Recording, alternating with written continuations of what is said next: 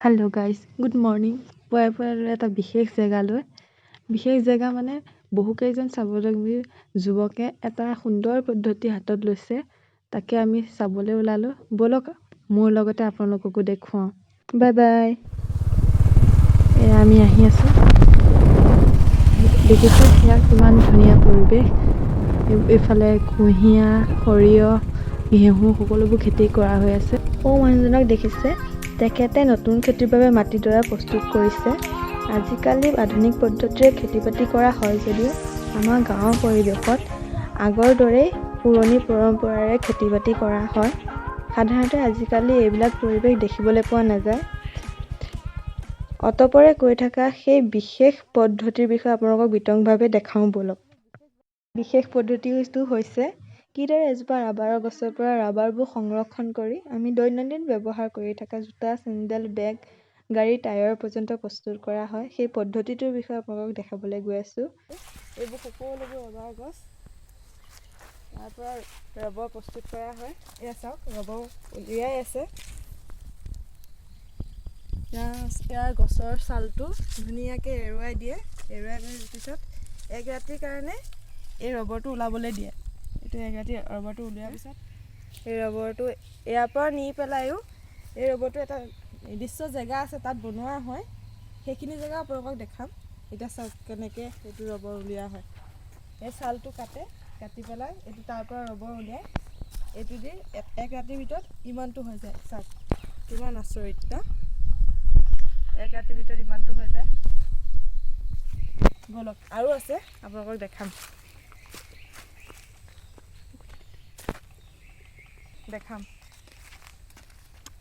এয়া চাওক, এইবিলাক ৰবৰৰ গুটি। এইবিলাকৰ পৰা আকৌ প্ৰডাকশ্যন কৰিব পাৰি ৰবৰৰ গছ। এয়া চাওক, ৰবৰৰ গুটি। এয়া চাওক, বহুত ৰবৰ এনেকৈ উলিওৱা হৈ আছে।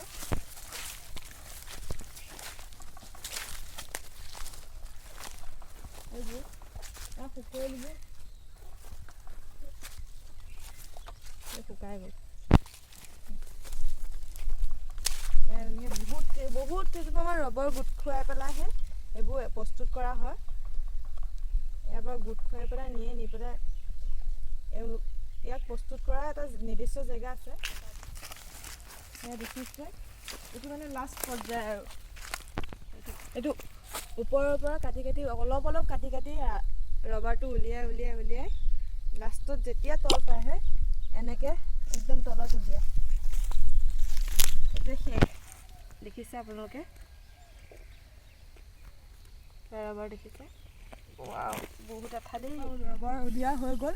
এজোপা এতিয়া 3 মাহৰ কাৰণে এইটো মানে আকৌ ৰবৰ মানে ধৰিবৰ কাৰণে এৰি দিয়া হয়। মানে গছৰ নতুন পাত হয়, তাৰপিছত আকৌ এজোপাৰ পৰা ৰবৰ ওলাব। তাৰপিছত সেইটো বহুত ডাঙৰ এলেকা হয়, প্ৰায় 300 বিঘামান মাটিৰ হয়। পুৰা ৰবৰ, চব ৰবৰ। কিমান ৰবৰ ওলাই ভাবকচোন আপোনালোকে। তাৰ পৰা এবাৰ কৰিলে এজোপাৰ পৰা 200 গ্ৰামমান ৰবৰ ওলায়। তেতিয়াহ'লে ভাবকচোন ইমানবোৰ ৰবৰৰ পৰা কিমান ওলাব। দেখিছে, এইবিলাক চব চাৰিওফালে এতিয়া ৰবৰ উলিওৱা হৈ গ'ল। 3 মাহৰ পিছত আকৌ এজোপা গছত নতুনকৈ ছাল আহিব। তাৰপিছত ইয়াৰ পৰা আকৌ ৰবৰ প্ৰস্তুত হ'ব।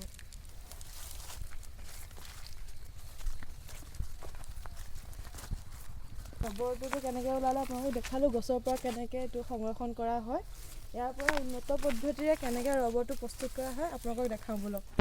বাগানৰ পৰা ৰবৰবোৰ আনি সংৰক্ষণ কৰি ইয়াত বিভিন্ন পদ্ধতিৰে ৰবাৰবোৰৰ এক নতুন ৰূপ দিয়া হয়।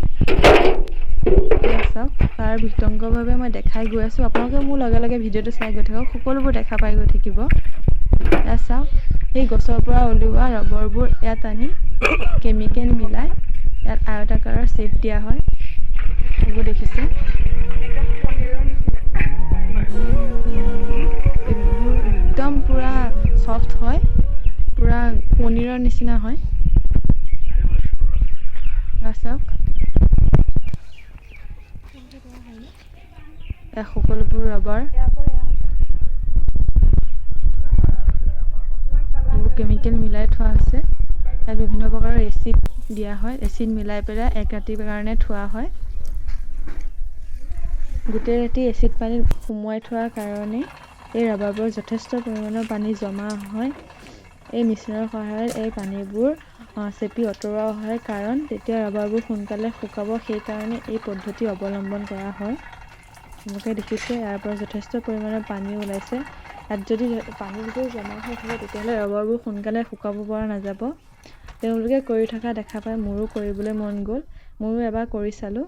এয়া দেখিছে পথালিকে দুবাৰ আৰু থিয়কে দুবাৰ চেপিছে। তাত থকা গোটেই পানীবোৰ চেপি আঁতৰাই দিছে।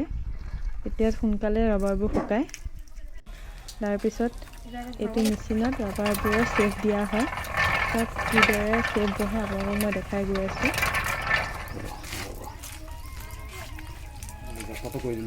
চাওক কি ধুনীয়া চেপ এটা বহি গৈছে। তাৰপিছত এই ৰাবাৰবোৰ ইয়াত শুকোৱা হয়। ইয়াতে বহুত ৰাবাৰ মেলা হৈ আছে, দেখিছে আপোনালোকে। এইবোৰ সকলোবোৰ ৰাবাৰ চেপি মেলা হৈ গৈছে। এইবাৰ হৈছে যোৱাকালি চেপা ৰবৰ, এইবোৰ মেলা হৈছে। যোৱাকালি চেপা ৰবৰবোৰ মেলা হৈছে। এইবোৰ বগা হৈ আছে। এইবোৰ ৰংবোৰ সলনি হ'ব। এইবোৰ এসপ্তাহৰ ৰবৰ। এইটো সংৰক্ষণ কৰিব পৰা হৈছে আৰু এইটো আৰু কেইদিনমান লাগিব, ইয়াৰ ৰংটো আৰু চেঞ্জ হ'ব।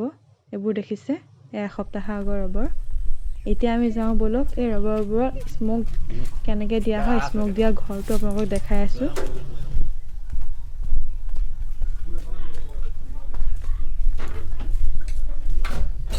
এইটো স্মক দিয়া ঘৰ, দেখিছে। এইটো চাওক, এইটোৱে স্মক দিয়া ঘৰ।